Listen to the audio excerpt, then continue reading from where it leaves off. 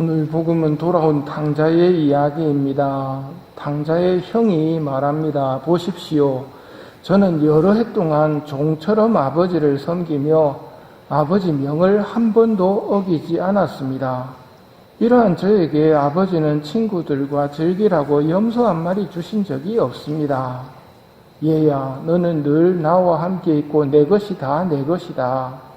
너의 저 아우는 죽었다가 다시 살아났고 내가 잃었다가 되찾았다. 그러니 즐기고 기뻐해야 한다. 큰아들은 아버지 말씀을 어긴 적이 없습니다. 그런데 아버지는 염소 한 마리 주신 적이 없다고 불평을 합니다. 오늘 예수님의 이 비유는 사람들이 아버지를 잘 모르고 있다는 말씀입니다. 큰아들도 아버지를 모르고 둘째 아들도 아버지를 잘 모릅니다. 언제 알게 되는가? 언제 제정신이 드는가? 둘째 아들은 재산을 탕진하고 비참함을 맛보며 제정신이 듭니다. 유다인들은 먹지도 않는 돼지, 그 돼지를 치면서 돼지 밥으로 배를 채우기를 바랐지만 아무도 그에게 돼지 밥도 주지 않았습니다. 그제야 동생은 제정신이 듭니다. 반면에 큰아들은 제정신이 들 기회가 없었습니다. 집을 나간 적이 없으니까요. 하느님 안 계신 상태의 비참함을 모릅니다. 하루하루 별일 없이 사는 것에 대해서 감사해야 할 것도 없습니다. 당연한 거니까요. 이런 사람은 죄도 없습니다. 내가 아버지 집을 나간 적이 없는데 그에게 무슨 죄가 있을까요? 감사하지 않는 죄가 있습니다. 그 큰 죄입니다. 하느님께 딱히 감사할 것이 없다는 신자들은 바로 이 큰아들에게 해당됩니다. 하느님의 보호가 없는 상태를 뭐라고 표현할까요?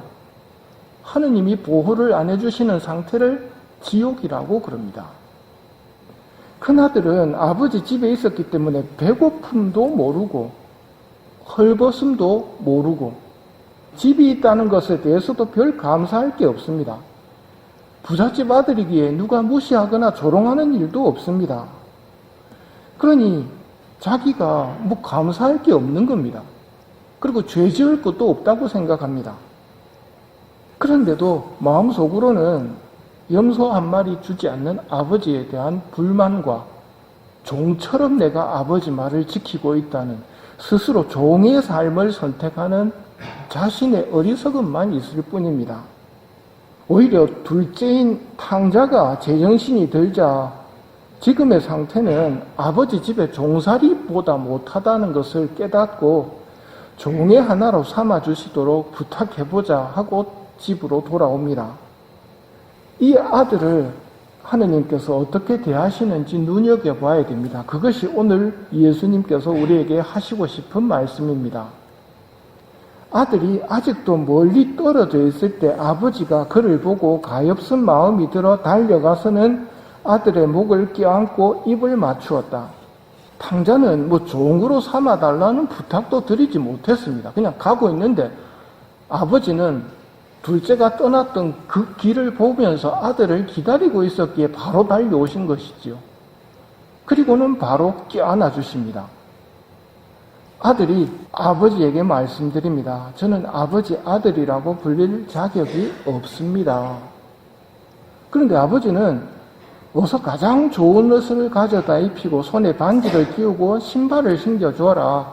송아지 끌어내다 잡아라. 먹고 즐기자 하고 잔치를 벌이십니다. 이것은 돌아온 탕자를 종으로 받아들이는 모습이 아니라 아들로 회복시켜 주시는 모습입니다. 오늘 이야기가 전해주는 하느님의 모습을 잘 새겨야 합니다. 예수님이 알려주신 하느님의 모습이 진짜입니다. 가짜뉴스를 듣고 믿을 게 아닙니다. 성경이 말해주는, 예수님이 말씀해 주시는 아버지의 모습이 실제 하느님의 모습입니다. 뉘우치고 회개하는 자녀를 용서하는 아버지가 하느님 아버지십니다. 회개하는 자녀로 인해서 기뻐하시며 잔치를 벌이시는 아버지가 하늘에 계신 우리 아버지입니다. 하느님의 선하심을 잘 아는 사람에게 가장 큰 기쁨이 뭐겠습니까? 기뻐하십시오. 주님께서 함께 계십니다. 누구에게 여러분이 하십니까? 성모님에게. 은총이 가득하신 마리아님, 기뻐하소서. 주님께서 함께 계십니다. 누가 한 말입니까? 가브리엘 대천사가. 주님께서 함께 계시다는 게 큰 기쁨이 되는 사람이 누구냐면 주님이 어떤 분인지를 아는 사람에게는 큰 기쁨입니다. 그것과 바꿀 수 있는 것이 없습니다. 그런데 하나님을 모르는 사람에게는 어떻게 됩니까? 아버지가 했던 말을 생각해 보십시오. 얘야, 너는 늘 나와 함께 있고 내 것이 다 내 것이다. 그게 기쁨이 됩니까? 안 됩니다. 아버지를 모르면 너는 늘 나와 함께 있고라는 말의 뜻을 모른다는 말입니다. 같이 안 있어 본, 지옥의 맛을 살짝 본 둘째가 오히려 더 아버지를 알게 되죠. 아버지 없는 세상이 어떤 세상인지. 내가 너에게 자비를 베푼 것처럼 너도 내 형제에게 자비를 베풀어야 하지 않느냐. 이게 아버지의 마음입니다. 이 아버지의 마음을 아프게 해드리는 것이 죄입니다. 죄는 아버지를 떠나는 겁니다. 둘째는 분명 죄를 지었지만 회개를 통해서 아버지께 돌아왔고 그 회개로 인해 하늘이 기뻐하는 겁니다. 죄 짓지 말아야 하지만 우리는 죄를 짓고 삽니다. 하루를 되돌아보십시오. 아버지를 잊어버리고 아버지를 잊은 채 하루를 살아가는 시간이 얼마나 많았는지. 하지만 아버지는 우리를 잊지 않으십니다. 한순간도 잊지 않으십니다. 그래서 우리는 아버지께 용서를 청해야 합니다.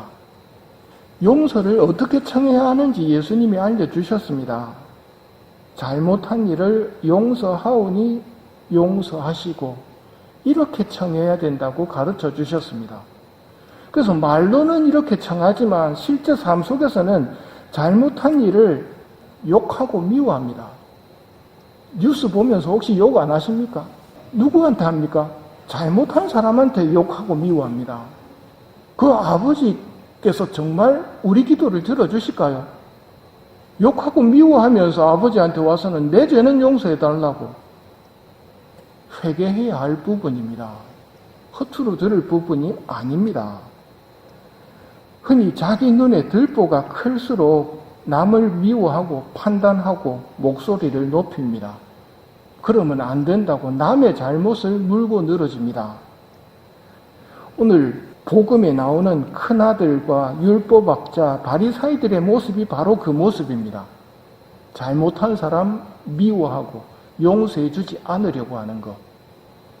둘째가 돌아왔다는 소식을 듣고 잔치를 벌이는 아버지와 달리 둘째가 돌아왔고 잔치를 벌인다는 소식을 듣고는 집에 들어가려고도 하지 않는 것은 둘째를 용서하지 않는 마음입니다. 그거는 아버지께 기쁨이 되지 못합니다. 아버지가 말씀하십니다. 얘야, 너는 늘 나와 함께 있고 내 것이 다 내 것이다. 오늘 예수님이 들려주시는 말씀을 들으면서 아버지를 아는 은총을 청해야 합니다. 그리고 아버지께서 나에게 원하시는 용서하고 덮어줄 수 있는 사람, 이런 사람이 될 수 있는 은총을 성모님과 함께 청하며 이 미사를 봉헌합시다.